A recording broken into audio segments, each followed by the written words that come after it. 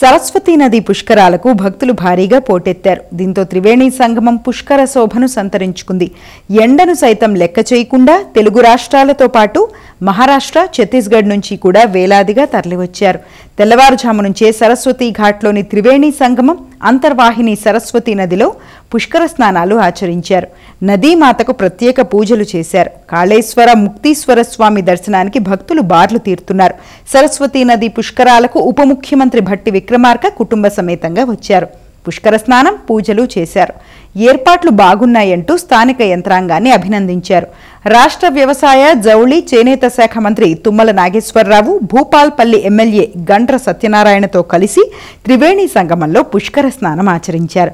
నదీమ తల్లికి ప్రత్యేక పూజలు చేశారు.